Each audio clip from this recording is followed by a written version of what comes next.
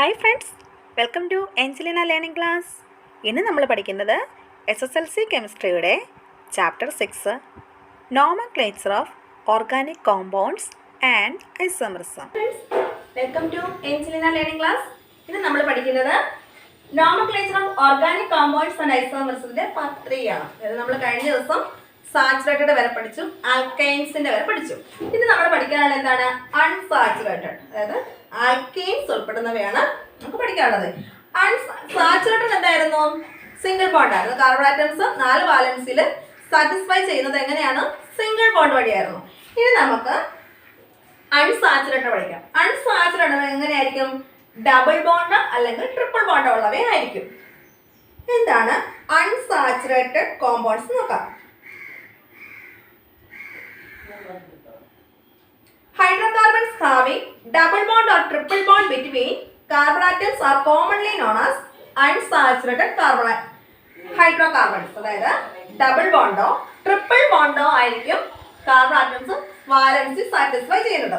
അപ്പം hydrocarbons having a double bond between any 2 carbon atoms are considered as alkanes. എന്താണ് spelling നോക്കണം. നമ്മൾ കഴിഞ്ഞ ദിവസം സാച്ചുറേറ്റഡ് പഠിച്ചത്. അപ്പം ആൽക്കെയ്ൻസ് ആണ്. ഇവിടെ എ ആയിരുന്നു. ഇവിടെ സ്പെല്ലിംഗ് നോക്കി, ആൽക്കെയ്ൻസ്, ALKENES, ആൽക്കെയ്ൻസ് ആണ് അൺസാച്ചുറേറ്റഡ് വരുന്നത്. സാച്ചുറേറ്റഡ് ആൽക്കെയ്ൻസ് ആയിരുന്നു. അതേപോലെ തന്നെ അൺസാച്ചുറേറ്റഡ് വരുമ്പോൾ എന്താണ്? ആൽക്കെയ്ൻസ്. അതേപോലെ തന്നെ ഡബിൾ ബോണ്ടും ട്രിപ്പിൾ ബോണ്ടും ആയിരിക്കും അൺസാച്ചുറേറ്റഡ്. മനസ്സിലായല്ലോ? നമുക്ക് ഇവിടെ ഒരു ടേബിൾ നമുക്ക് തന്നിട്ടുണ്ട്. ടേബിൾ 6.3. ഫസ്റ്റ് വേണം നമുക്ക് നോക്കി, number of carbon atoms. Number of carbon atoms എത്രയാണ്? 2 ആണ് ഇവിടെ തന്നേക്കുന്നത്. അപ്പൊ നമ്മൾ എത്ര സ്ട്രക്ചർ ഓഫ് ആൽക്കെയ്ൻസ് എഴുതുമ്പോൾ എത്ര കാർബൺ ആറ്റംസ് ഉണ്ട്? C double bond C. 2 carbon atoms ഉണ്ട്. ആൽക്കെയ്ൻസ് ആയതുകൊണ്ട് ഡബിൾ ബോണ്ട് ആയിരിക്കും. നമ്മുടെ സ്ട്രക്ചർ എത്ര വെച്ച് വരും? 1 2 3 4. 1 ഉണ്ടോ? ഇതിനെ നമുക്ക് ഇതിന്റെ കണ്ടൻസ്ഡ് ഫോർമുല നമുക്ക് എങ്ങനെ എഴുതാം? CH2 CH2. ബോണ്ട് നോക്കിക്കണം. ബോണ്ട് എങ്ങനെയാണ് നമ്മൾ എഴുതുന്നത്? Double bond. നമ്മൾ കഴിഞ്ഞ തവണയൊക്കെ നമ്മൾ സിംഗിൾ ബോണ്ട് ആയിരുന്നു ഇവിടെ, അല്ലേ? ഇവിടെ ഡബിൾ ബോണ്ട് ആണ്. അപ്പം ബോണ്ട് ശ്രദ്ധിച്ചോണം. പിന്നെ നമുക്ക് എഴുതാനുള്ള എന്താണ്? ഇതിന്റെ മോളിക്കുലർ ഫോർമുല. ഇതൊക്കെ നമ്മൾ പഴയ എഴുതിയത് പോലെ തന്നെ. എത്രയാണ്? C2H4. മനസ്സിലായോ? ഇനി നമുക്ക് അടുത്ത് നമ്മൾ എഴുതുന്നത് 3 കാർബൺ ആറ്റംസ്. 3 കാർബൺ ആറ്റംസ് ഇങ്ങനെ ഉണ്ടെങ്കിൽ നമുക്ക് എങ്ങനെ എഴുതാൻ പറ്റും എന്നാണ് നോക്കുന്നത്. നമ്മൾ ആദ്യം ഒരു കാർബൺ എഴുതി, ഡബിൾ ബോണ്ട് C. അടുത്തതിന് ഡബിൾ ബോണ്ട് ഉണ്ടോ? ഇല്ല. അടുത്തതിന് സിംഗിൾ ബോണ്ടേ ഉള്ളൂ. 3 കാർബൺ ആറ്റംസ് ഉണ്ട്, അല്ലേ? അപ്പം 3 C എഴുതി. ഒരു സിക്ക് മാത്രം ഡബിൾ ബോണ്ട് ഉള്ളൂ. ബാക്കി സിംഗിൾ ബോണ്ട് ആണ്. C double bond C, bond സാധാരണ സിംഗിൾ ബോണ്ട് C. പിന്നെ ഇവിടെ നോക്കിയേ, ഇവിടെ ഡബിൾ ബോണ്ട് വന്നു കഴിഞ്ഞാൽ പിന്നെ ഇവിടെ 4 എണ്ണം ഉള്ളൂ. 4 എണ്ണത്തിൽ 2 എണ്ണം സാറ്റിസ്ഫൈ ആയി. ഇവിടെ ബാക്കി 2 എണ്ണം ഉണ്ട്. ഇവിടെ നോക്കിയേ, 1 2 3 4 2 ആയില്ലേ? ഇവിടെ ഈ C ആയിട്ടാണ് ഇവിടെ ബോണ്ട് വന്നേക്കുന്നത്. ഈ സിയും ഇവിടെ വാലൻസി വന്നു 1 2 3 4. എല്ലാവർക്കും വാലൻസി സാറ്റിസ്ഫൈഡ് ആയല്ലോ. ഇനി നമുക്ക് ഇതിന്റെ എന്താണ് എഴുതാനുള്ളത്? കണ്ടൻസ്ഡ് ഫോർമുല ആണ് എഴുതാനുള്ളത്. എന്താണ് ഇതിന്റെ കണ്ടൻസ്ഡ് ഫോർമുല? ഈ എഴുതിയിരിക്കുന്ന പോലെ തന്നെ, CH2 double bond CH bond CH3. എന്താണ്? CH2 double bond CH3. ഇവിടെ CH ഒരു സിക്ക് ഒരു ഹൈഡ്രജൻ ആറ്റമുള്ളൂ. ബാക്കി ഇവിടെ 3 ബോണ്ട് ഇങ്ങനെ പോയി. CH അതുപോലെ എഴുതി. ഈ കാർബണ് പഴയതുപോലെ തന്നെ 3 ഹൈഡ്രജൻ ആറ്റം CH3 എഴുതി. അപ്പൊ പിന്നെ നമുക്ക് ഇതിന്റെ മോളിക്കുലർ ഫോർമുല എങ്ങനെ എഴുതാൻ പറ്റും? എത്ര C ഉണ്ട്? C3. H എത്ര ഉള്ളത്? 2 1 3 3 2 5. അങ്ങനെ നമുക്ക് ഇതിന്റെ മോളിക്കുലർ ഫോർമുല നമുക്ക് എങ്ങനെ എഴുതാൻ പറ്റും? C3H5. മനസ്സിലായല്ലോ, അല്ലേ? ഇനി നമുക്ക് അടുത്ത് നോക്കാൻ ഏതാണ്? 4 കാർബൺ ആറ്റംസ് വരികയാണെങ്കിൽ എങ്ങനെയാണ്? നമ്മൾ നോക്കിയേ, ഇവിടെ എങ്ങനെയാ വന്നേക്കുന്നത്? എത്ര കാർബൺ ആറ്റംസ് ആണുള്ളത്? 4 കാർബൺ ആറ്റംസ് ഉണ്ട്. അപ്പൊ നമ്മൾ ആദ്യം 4 carbon C double bond C 4 എഴുതി. ഇനി ഇതിന് H കൊടുക്കുക, ഹൈഡ്രജൻ ആറ്റംസ് കൊടുക്കുക.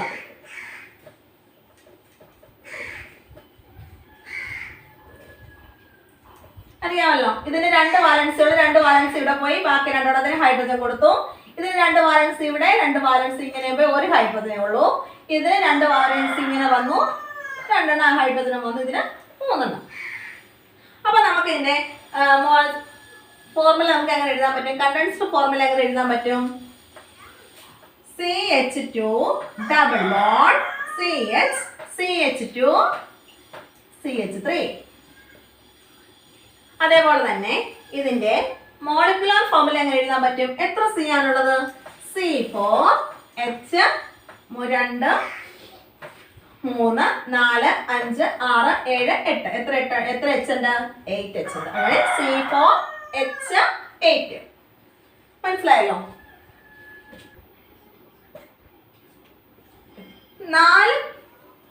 5 കാർബൺ ആറ്റംസ് ഉണ്ടെങ്കിൽ എങ്ങനെയായിരിക്കും നമുക്ക് നോക്കാം. C double bond C CS അപ്പൊ 1 2 3 4 5. ഇനി നമുക്ക് ഓരോന്നിനും നമ്മൾ ഹൈഡ്രജൻ കൊടുത്തു. ഇതിന്റെ കണ്ടൻസ്ഡ് ഫോർമുല എങ്ങനെ എഴുതാൻ പറ്റും? ഒന്നാമത്തിന് എത്ര 2 ഉണ്ട്? CH2 ഡബിൾ ബോണ്ട് CH2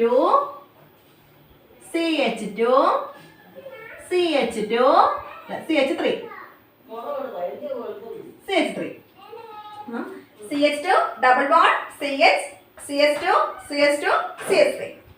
ഇനി ഇതിന്റെ മോളിക്കുലർ ഫോർമുല എത്ര C ഉണ്ടായിരുന്നു?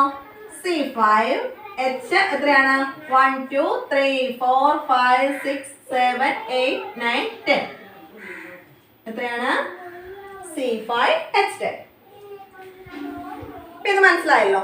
ഇനി നമ്മളോട് ഈ ടേബിളുമായിട്ട് റിലേറ്റ് ചെയ്ത് കുറച്ച് ചോദ്യങ്ങൾ ചോദിച്ചിട്ടുണ്ട്. എന്തൊക്കെയാണ്? Analyze the table 6.3 and find the number of hydrogen atoms in an alkane with n carbon atoms. അതായത് ഇതിന്റെ ആൻസർ എന്താണ്? 2n. എന്താണ്? 6.3 find the number of hydrogen atoms in alkane with n carbon atoms. അതിന്റെ answer എന്താണ്? 2n. If so, general formula of alkenes എങ്ങനെയായിരിക്കും? ആൽക്കീൻസിന്റെ general formula നമ്മൾ ആൽക്കൈൻ്റെ എഴുതുന്ന കഴിഞ്ഞ ക്ലാസ്സിൽ എഴുതുന്നത് എന്തായിരുന്നു? ആൽക്കൈൻ്റെ എന്തായിരുന്നു? CnH2n+2. ഇത് നമ്മൾ എഴുതാൻ പോകുന്നത് ആൽക്കീൻസിന്റെ ആണ്. ആൽക്കീന്റെ വരുമ്പോൾ എന്താണ് വരുന്നത്?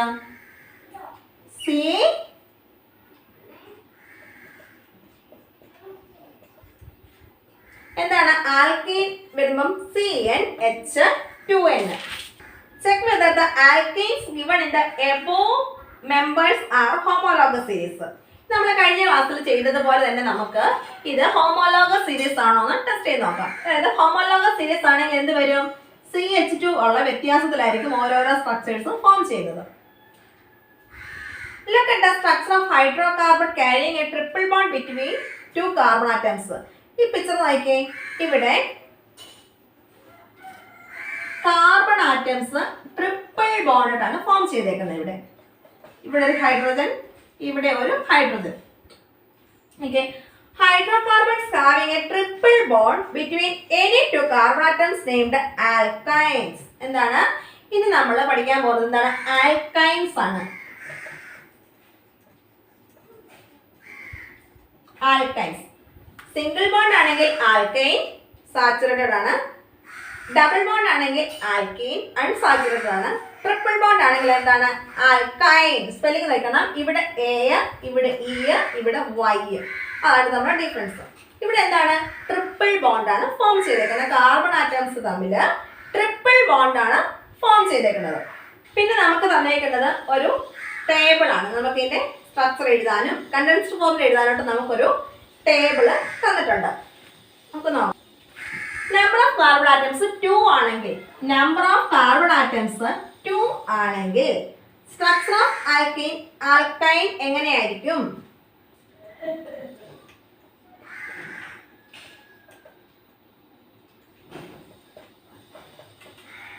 Okay, number of carbon atoms 2 ആണെങ്കിൽ, 2 കാർബൺ ആറ്റംസ് ഉണ്ടെങ്കിൽ ഇതിന്റെ ആൽക്കൈൻ്റെ സ്ട്രക്ചർ ഇങ്ങനെയായിരിക്കും. അതായത് ട്രിപ്പിൾ ബോണ്ട് ആണ് വരുന്നത്. 3 2 5 ഉണ്ടോ? അങ്ങനെ വന്നു. അപ്പൊ നമുക്ക് നമുക്ക് ഇതിന്റെ കണ്ടൻസ്ഡ് ഫോർമുല എങ്ങനെ എഴുതാൻ പറ്റും? ഇത് കാണുന്നത് പോലെ തന്നെ CH, പിന്നെ എന്താ ഉള്ളത്? Triple bond CH. അതിന്റെ മോളിക്കുലർ ഫോർമുല എങ്ങനെ എഴുതാൻ പറ്റും? ഇതൊക്കെ നമ്മൾ പഴയത് ചെയ്തതുപോലെ തന്നെ, വ്യത്യാസം ഒന്നുമില്ല. C2H2. എത്ര C ഉണ്ട് എത്ര H ഉള്ളത് എഴുതുക, അത്രേ ഉള്ളൂ. Condensed formula, molecular formula structure നോക്കി അതേപോലെ തന്നെ കണ്ടൻസ്ഡ് വേയിൽ എഴുതുന്നു. മോളിക്കുലർ ഫോർമുല എണ്ണി എഴുതുന്നു, C എത്ര ഉണ്ട് H എത്ര ഉണ്ടെന്ന് എണ്ണി എഴുതുന്നു, അത്രയും വ്യത്യാസമുള്ളൂ. അടുത്ത് നമ്മളോട് ചേർന്നേക്കുവാണ്, ഇങ്ങനെയാണെങ്കിൽ 3 കാർബൺ ആറ്റംസ് ഉണ്ടെങ്കിൽ ഇവിടെ നമ്മൾ 2 കാർബൺ ആറ്റംസിന്റെയാണ് ചെയ്തത്. ഇനി നമ്മളോട് ചോദിക്കുക 3 കാർബൺ ആറ്റംസ് ഉണ്ടെങ്കിൽ എങ്ങനെ നമുക്ക് എഴുതാൻ പറ്റുമെന്ന്.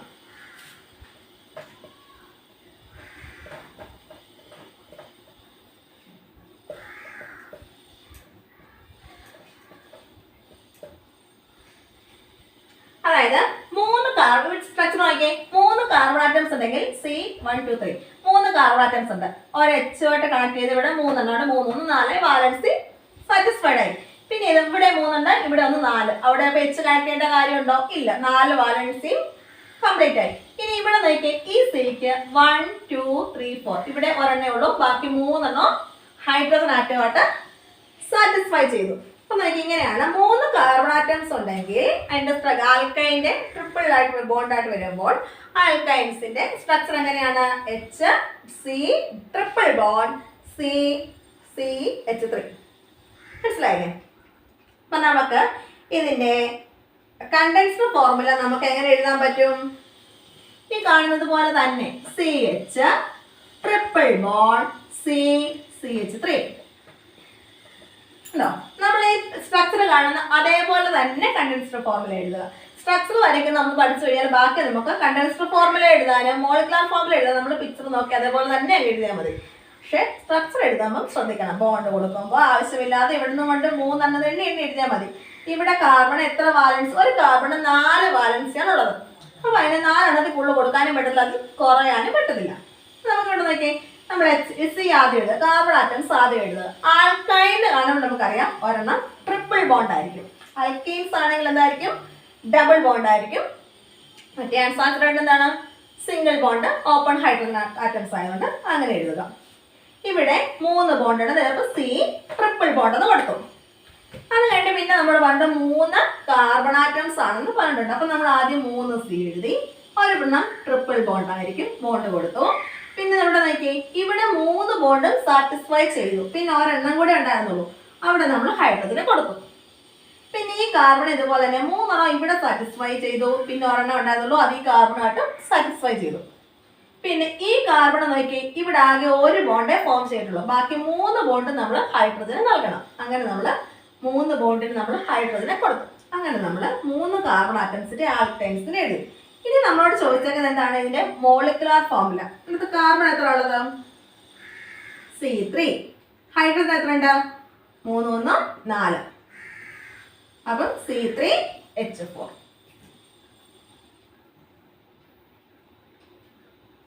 ഇനി അടുത്ത നമ്മളോട് ചോദിച്ചേക്കാണ് 4 ഹൈഡ്രജൻ ആറ്റംസ് ഉണ്ടെങ്കിൽ എങ്ങനെ എഴുതാൻ പറ്റുമോ നമുക്ക് നോക്കാം.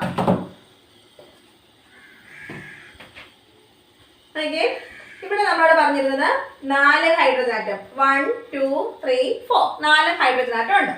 അതിനോട് നമ്മൾ പിന്നെ ബോണ്ട് കൊടുത്തു. ഇവിടെ 3 ഉണ്ടായിരുന്നു, ബാലൻസ് ഒരെണ്ണം കൂടെ വേണമായിരുന്നു. അങ്ങനെ നമ്മൾ ഹൈഡ്രജനെ ഇവിടെ കൊടുത്തു. പിന്നെന്താണ്? CH2. ഇവിടെ നമ്മൾ H2 കൊടുത്തു. 2 ബോണ്ടിന്റെ കൂടെ ആവശ്യമുണ്ടായിരുന്നു സാറ്റിസ്ഫൈ ചെയ്യാനായിട്ട്, അവിടെ നമ്മൾ ഹൈഡ്രജനെ കൊടുത്തു. ഇവിടെ ഒരു ബോണ്ടേ സാറ്റിസ്ഫൈ ചെയ്തിട്ടുള്ളൂ, ബാക്കി 3 ബോണ്ട് കൂടെ ഉണ്ട്, അവിടെ നമ്മൾ എന്ത് കൊടുത്തു? ഹൈഡ്രജനെ കൊടുത്തു. അങ്ങനെ ബോണ്ട് സ്ട്രക്ചർ കംപ്ലീറ്റ് ആക്കി. ഇനി നമ്മളോട് ചോദിച്ചേക്കേണ്ടത് കണ്ടൻസ്ഡ് ഫോർമുല എങ്ങനെയാണ്? നമ്മൾ കാണുന്ന പോലെ തന്നെ എഴുതുക. ഇവിടെ CH ട്രിപ്പിൾ ബോണ്ട്, ഇവിടെ എത്ര ഉണ്ട്? C മാത്രമേ ഉള്ളൂ, ബോണ്ട് CH2, ഇവിടെ CH3. മനസ്സിലായല്ലോ? CH triple bond C bond CH2 CH3. ഇനി നമ്മളോട് ചോദിക്കുക അതിന്റെ മോളിക്കുലർ ഫോർമുല എങ്ങനെയാണെന്ന്. എങ്ങനെയാണ്? എത്ര കാർബൺ ആറ്റംസ് ഉണ്ടെന്ന് എണ്ണി നോക്കാം. 1 2 3 4. എത്രയുണ്ട്? C4H എത്രയാ? 1 3 +3 6. അങ്ങനെ നമ്മൾ അതിൻ്റെ മോളിക്കുലർ ഫോർമുല എഴുതി, കണ്ടൻസ്ഡ് ഫോർമുല എഴുതി, സ്ട്രക്ചർ എഴുതി. ഇനി നമ്മളോട് ചോദിച്ചേക്കുക 5 കാർബൺ ആറ്റംസ് ഉണ്ടെങ്കിൽ എങ്ങനെ എഴുതാൻ പറ്റുമെന്ന്.